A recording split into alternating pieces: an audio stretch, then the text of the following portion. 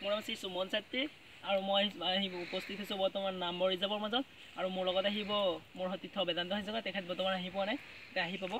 তেখেত আহিলে আপোনালোকক মই পৰিচয় কৰাই দিম আপোনাক। এই আমাৰ বেদান্ত হাজৰিকা।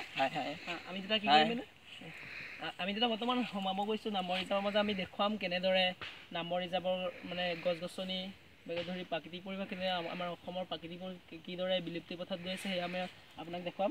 আৰু মোৰ লগত সতীৰ্থ হৈছে বেদান্ত হাজৰিকা, এখেতে দুটামান কথা ক'ব। হাই গাইজ, আৰু আমাৰ যি এতিয়া বনাঞ্চল ধ্বংস হৈ আছে তাৰ ওপৰত আমি এটা ৰিচাৰ্চ কৰিছোঁ। সেই বিষয়ে আমি গৱেষণা কৰিবলৈ নামবৰ ৰিজাৰ্ভৰ মাজলৈ গৈ আছোঁ। হাই গাইজ, ফ'ল' মি। আমি বৰ্তমান সোমাব গৈছোঁ এয়া নামবৰ ৰিজাৰ্ভ। এইফালে আছে গোলাঘাট জিলা বুলি কয়, এইটো বৰ্ডাৰ, আৰু এইফালে কাৰ্বি আংলং। এইফালে কাৰ্বি আংলং, এইফালে গোলাঘাট। গতিকে এইবোৰ কিদৰে আমাৰ অসমৰ চেগুন গছবোৰ ক্ষতিগ্ৰস্ত হৈছে বেদান্তদা। মই অকল নাম কৈছা আহি পাইছে মোৰ সতীৰ্থ শ্ৰী তপন দাস, তেওঁ আমাৰ লগত আহিব। তেওঁ বৰ্তমান কেমেৰামেনৰ ভূমিকাত আছিলে তেওঁ দেখুৱাব কিদৰে, তেওঁ মেইন কেমেৰামেন, তেওঁ দেখুৱাব কিদৰে আমাৰ অসমৰ বনাঞ্চলবোৰ ধ্বংস হৈছে।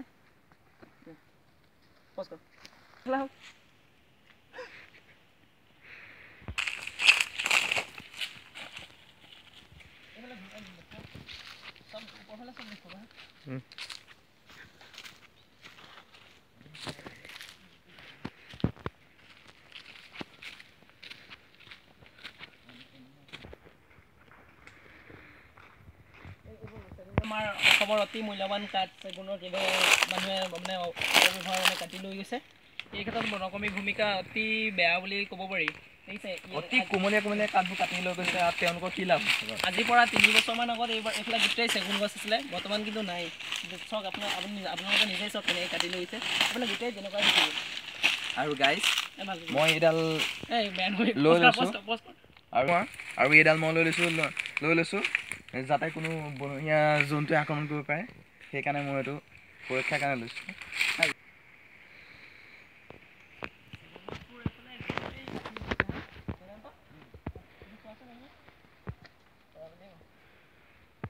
চেগুন গছ নায়েই, আমি বৰ্তমান এইফালে সোমাব লাগিব। এইফালে যাম নাই, চিধাকৈ গৈ থাকোঁ, চিধা গৈ এইফালে সোমাই দিম। তেতিয়া এইটো চাইডে কি আছে বোলো, এইফালে গৰম পানী যোনটো পায়। নাই গৰম পানী এইফালে আছে, এইফালে কাৰ্বি আংলং পাহাৰ। এইফালে মানুহ ঘৰ আছে আকৌ দেই। কেমেৰা নাচাওঁ,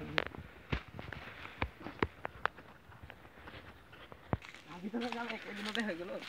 ওপৰফালে যাব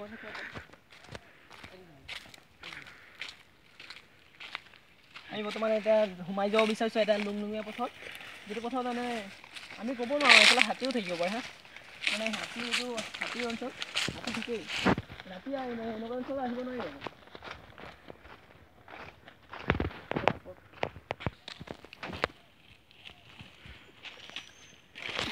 লেটেকু ফল, এইটো খাবও পাৰি, এনেই ফালি ল'ব লাগে, এই কেঁচা কেঁচাই খাই। টেষ্ট কৰি চাবা নে বেদান্ত? দিয়া, এইটো খাইছোঁ। এইটো পকিব লাগিব, টেঙা হ'ব নহ'লে এতিয়া। পকিব লাগিব, আমি পকিলে আকৌ আহিম। এতিয়া ব'লা, লগাই থৈ দিম।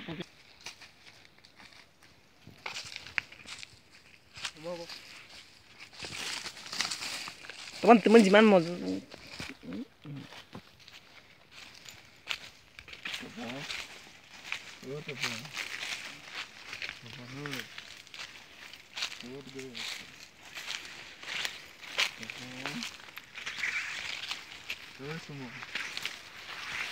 বাধা নাই এইফালে ক'ত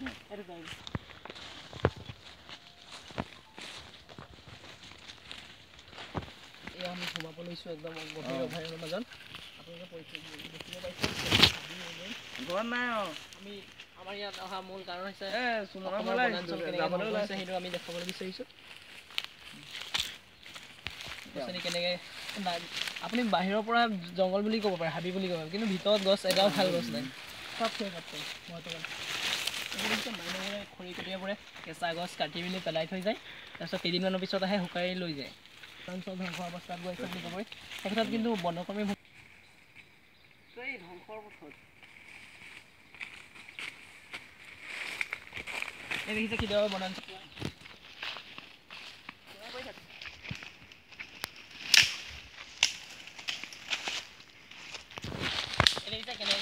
গছ কাটি মেলি মানুহে লৈ গৈছে, এইবোৰ দেখিছে গছ